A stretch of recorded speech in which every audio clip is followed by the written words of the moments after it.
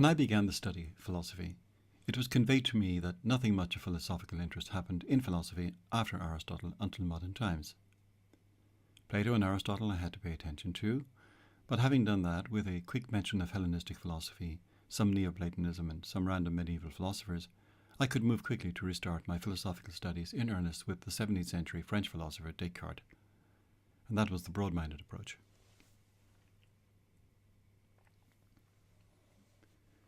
It's important to realize in estimating the value of the political thought of Plato and Aristotle that both of them applied their thinking only to the polis and not to any other form of political organization. But even as Aristotle was writing, his erstwhile pupil Alexander was bringing about a new political dispensation in which the city-state of the Greeks, though it would continue to exist in some form, would not do so as it had done before.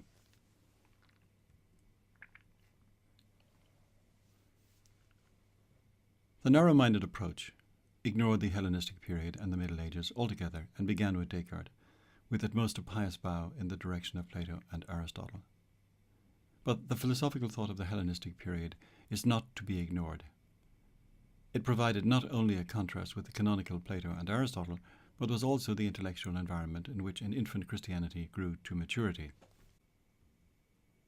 Both Plato and Aristotle thought that the good life for man necessarily involved a commitment to and participation in the life of the polis. Only so was the good life achievable.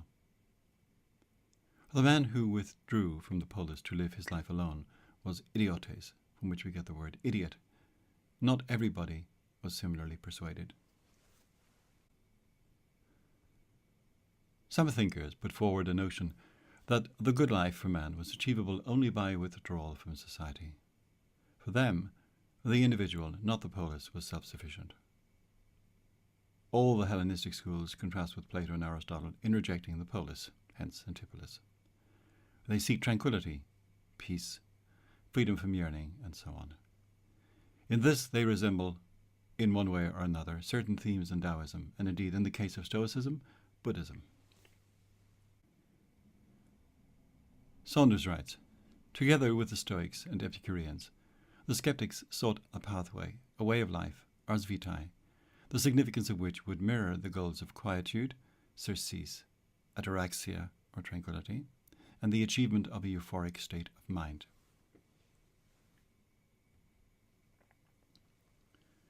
Stoicism became a popular philosophy in a way that neither Platonism nor Aristotelianism ever did, writes Dirk Baltzly. In part, this is because Stoicism, like its rival Epicureanism, addressed the questions that most people are concerned with in very direct and practical ways. It tells you how you should regard death, suffering, great wealth, poverty, power over others, and slavery. Historians of philosophy earlier in this century regarded this as a mark against Hellenistic philosophy generally. The notion was that philosophy peaked with Plato and Aristotle, and then degenerated into the popular feel-good philosophy of the Hellenistic period. Epicurus, the founder of Epicureanism, founded a school of philosophy in Athens in 300 BC, some 16 years after the death of Aristotle. For the Epicureans, the good life is the life of pleasure.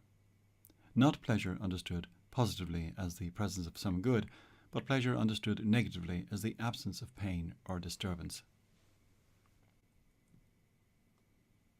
Epicurus writes, when we say, then, that pleasure is the end and aim, we do not mean the pleasures of the prodigal or the pleasures of sensuality.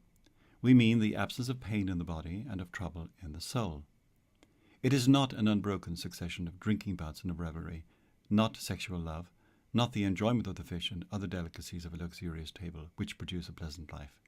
It is sober reasoning, searching out the grounds of every choice and avoidance and banishing those beliefs through which the greatest tumults take possession of the soul. Metaphysically, Epicureanism is materialistic through and through, and it rejected religion, especially popular religion, as superstitious nonsense. Adopting the theories of Democritus, the Epicureans believe that the world is made up of atoms, and that's its nature. The Epicureans were consistent materialists, holding that everything, physical, biological, social, historical and political, comes about through the permutations and combinations of matter, without any need for a directing intelligence or orderer. We can see similarities between the Epicureans and Hobbes, who was also, or at least attempted to be, a consistent materialist. Hobbes might even be thought of as a latter-day Lucretius.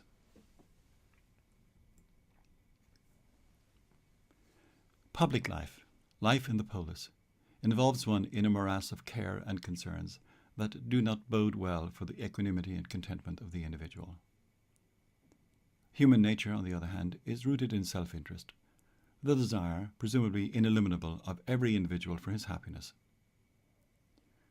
To desire the happiness of others is to be every bit as self-interested as to desire one's own happiness, or rather, it is to desire one's own happiness in the happiness of others. Self-interestedness and self-centeredness are not the same thing.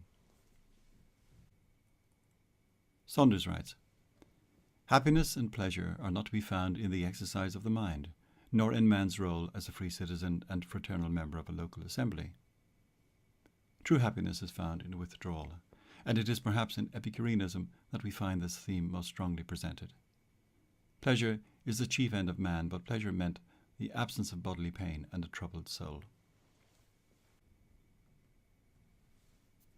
Diogenes Laertius states that the wise man will not participate in civic life, nor will he be a tyrant or a cynic.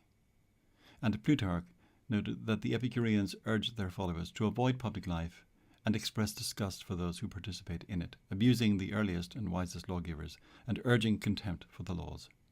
And he commented that when the Epicureans write about politics, they do so to discourage us from practicing politics, and about kingship to discourage us from consorting with kings. In contrast to Plato and Aristotle, both of whom took man to be by nature a social animal, the Epicureans were radical individualists. Society is not a natural entity, but the result of convention and agreement, and is formed, as all else, by man's desire for happiness. In ancient China, the Taoists distinguished between natural and unnatural desires. If we are to survive, we must eat, so the satisfaction of hunger is the fulfillment of a natural desire. But many of our desires are not in any sense natural, and we can spend our lives endlessly and pointlessly in pursuit of their satisfaction. In short, for Taoists, it is not so much a matter of what one does, even of what one desires. It is more a matter of how one does what one does and how one desires what one desires.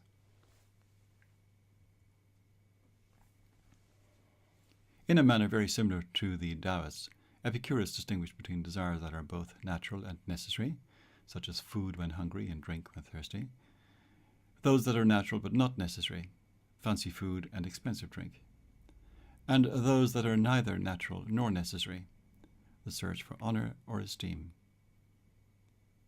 The category of natural and unnecessary appears to be empty. Aside from the necessary inclination of human action towards happiness, all other human actions are merely conventional and are to be accepted or rejected inasmuch as they contribute or do not contribute to happiness. In their rejection of any intrinsic human values apart from happiness, the Epicureans make use of the standard relativistic arguments, pointing out the vast variety of what men have accepted or insisted on at various times and in various places. The Epicurean account of the state is an anticipation of themes later elaborated by Hobbes. Since all men are motivated by their desire for happiness, and since this is likely to clash with the same desires of other men, it is mutually beneficial for all to agree not to inflict harm on others.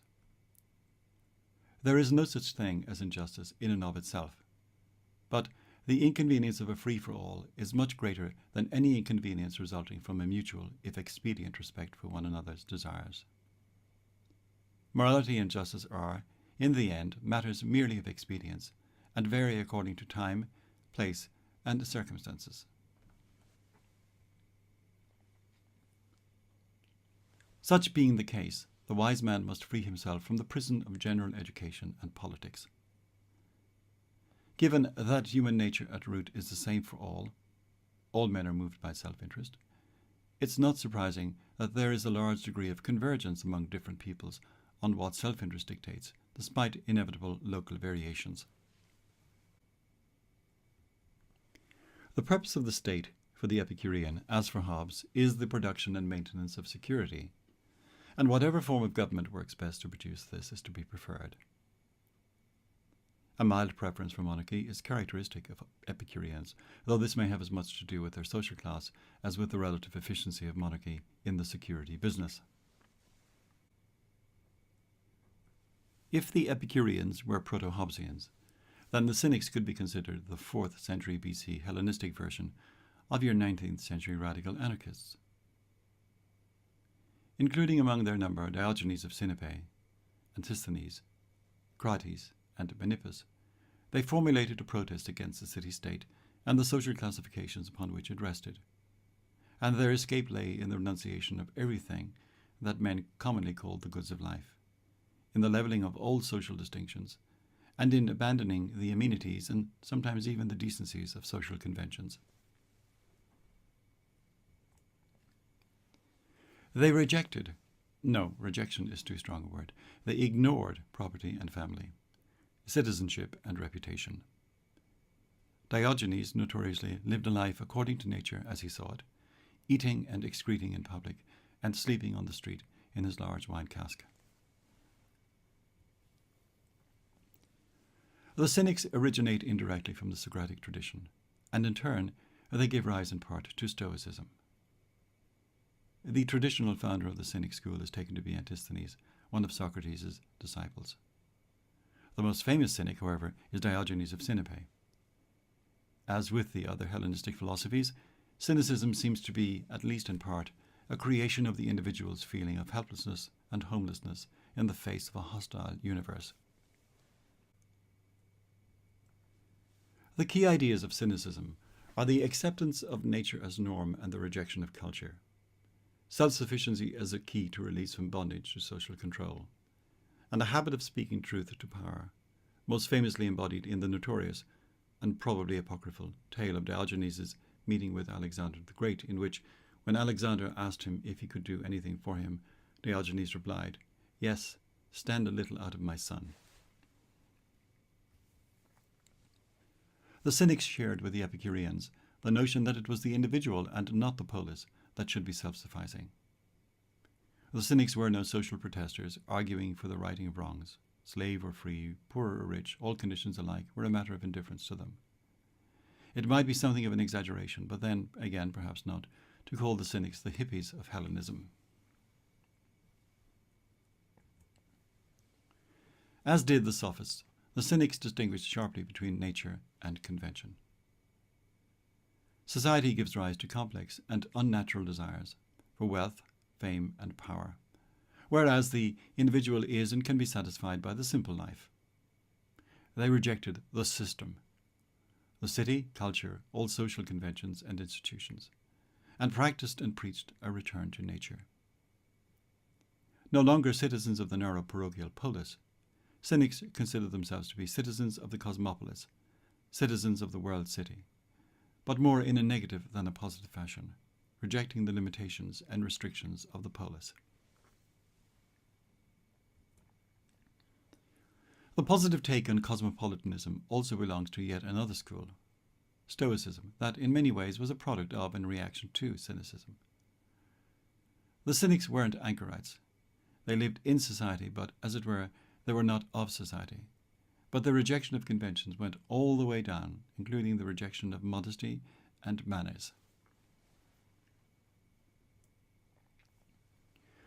What's the point of this simple and non-conventional life? It is to achieve eudaimonia, understood not in the Aristotelian sense of that term, but as a kind of lived detachment, physical and mental, from the absurdities of conventional life in society. Like the Epicureans, the Cynics believe that we have natural desires, and those are to be satisfied as and when they occur, and not to excess. Unnatural desires are to be rejected completely. Cynic virtues are a kind of independence and indifference towards circumstances. It goes without saying that Cynics reject the notion of property in any full-blooded sense. Once again, they teach a detachment from a dependence upon possessions. Again, in common with the Epicureans, Instead of conceiving of themselves as citizens of the polis, the Cynics portrayed themselves as citizens of the cosmos. It is perhaps too far-fetched to suggest, as some have done, that Jesus was himself a cynic, though there are certain similarities between his indifference to and detachment from wealth and that of the Cynics. Of course, there are manifest differences as well, not least of which was the absence of shamelessness in the life of Jesus. However, the ever-present emphasis on the moral superiority of poverty that one finds in Christianity, as in the Franciscan tradition, sits rather easily with certain aspects of cynicism. Skeptics argue that no one position in philosophy is any more believable than any other. Does this not lead to a practical paralysis? No.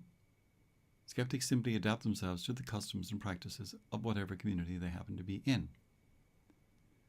Since certainty is unattainable, giving up the fruitless search for it leads to a quiet and simple life. Academic skepticism was a development of certain elements of Socratic and Platonic philosophy. This may seem surprising at first, but it is well known that Socrates is reputed to have said that all that he knew was that he knew nothing. Skepticism became the official philosophical position of Plato's Academy in the mid-3rd century BC. If cynicism is an attempt to live a calm and detached life, free from the unnatural desires produced by society, skepticism could perhaps be seen as the desire for intellectual calmness, freedom from the restless and unsatisfiable desire for certainty. Knowledge, certain knowledge at least, is impossible, and the desire for it is productive of an intellectual longing that is incapable of being satisfied. The most we can have are beliefs that can be more or less probable and which are a sufficient ground for action. The skeptics advocated a mental attitude of entertainment, a suspension of judgment, epoche, and this they believed would lead to ataraxia, a form of mental tranquility or imperturbability. Skepticism comes in different forms. One, the more severe form, is characterized by the claim that there is no truth. For well-known self-referential reasons, it's hard to defend this claim. Is this claim itself true? A less severe form consists in conceding that there may well be truth, but that we humans are not in a position to know it. The skeptics found themselves in opposition to what they regarded as the dogmatism of the Stoics. The Stoics held that our sensory impressions were on occasion so strong that we could be certain of what they told us. The skeptics, on the other hand, argued that all sensation and all perception is relative, and thus could not be productive of certainty. Indeed, if the Stoic position amounts to a certain variety of naive realism, then the skeptics have a point. Indeed, many centuries later, St. Thomas Aquinas, not a notorious skeptic, would say that everything that is received according to the mode of the receiver.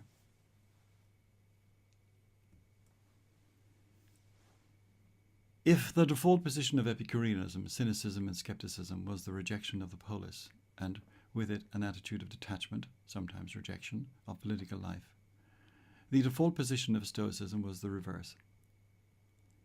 As Diogenes Laertius says, quoting Chrysippus, "The wise man will participate in politics unless something prevents him." Stoicism is a philosophy that originated from early cynicism, with which it continued to share characteristics. The founder of Stoicism is commonly taken to be Xion of Citium, who gave birth to this philosophy in Athens in the 3rd century BC. There are many famous names to be found in this school of philosophy: Cleanthes, Seneca, Epictetus, and of course the only Roman emperor to have been a practicing philosopher, Marcus Aurelius. The Stoics held that truth was in certain circumstances attainable, even if, more often than not, we had to be content with belief or opinion. This brought them into conflict with the skeptics. As was the case with the Cynics, the early Stoics were moved to develop a way of thinking and acting that would buffer them from the disturbing physical and social forces that surrounded them. Stoicism held that knowing how the world worked, in particular understanding that universal determinism holds sway, helped to produce the right attitude to one's emotional life. Jealousy, anger, envy, and many other emotions are prone to disturb our equanimity.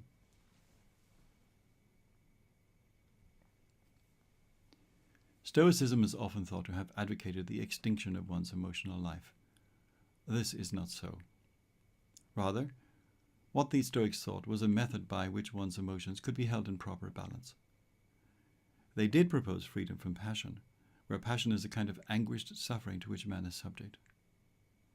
Evil in the world is a product of ignorance, and it can be avoided or minimized if one brings one's thought, actions, and desires into conformity with the principle underlying the world, the universal reason, or logos. The political implications of Stoicism are that, as all human beings are essentially the same in kind, all are citizens of the universe, cosmopolis, and all are called upon to help one another. The Stoics were one in their conception of divine providence.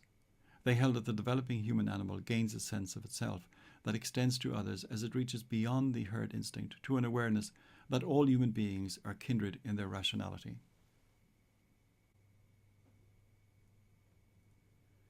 Human rationality, in turn, is a kind of ligament that ties each individual to the universal reason that governs the universe, so as to make a great whole in which nothing happens by accident, and everything and everybody has its place and its role.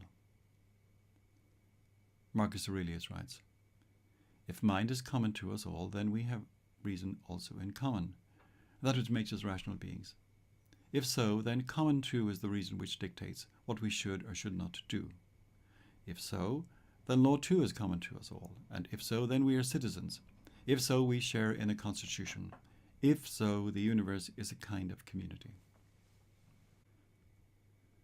Slaves are not to be despised. Their condition is one of misfortune rather than lack of merit.